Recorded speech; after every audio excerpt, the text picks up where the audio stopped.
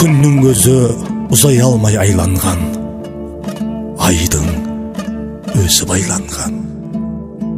О жаратқан Алла деп, о құдірет, мұндай өлкі бар ма деп, түн ұйқысы бұзылып, жұлдыздарда қызарғанша қызығып ойланған.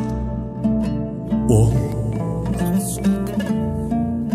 желікпе желжет айналып құлайтын, сұлу самал сипап сырын сұрайтын, буаз бұлтта білегіне оралып, кеудесінен тістеп сүйіп жығылып, үн үзіліп үгіліп сылайтын.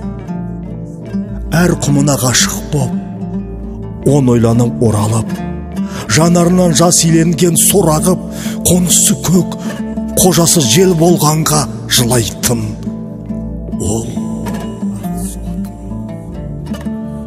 әр қияғы күй тартатын бүгіліп, әр бір тасы әндететін тығылып, әр бұтасы ақ көңіл сырын мұңын сылдырына сыйдырып, күрсіндіріп күйдіріп, егер болса сезім дейтін құлағың, тыңда, тыңда бұлағын. Әр бұлағы жыр жазады жүгіріп, әр сылдырдан сыбыр оқ.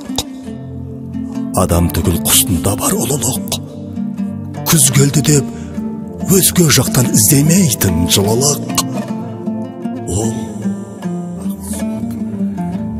әппақ белі, әппақ сипап сақалын, еледі әппақ, әппақ өңді жотам мұң, елсіз шөлден еміренетін қашанда ақ түйемен келе алмай жүр асанда.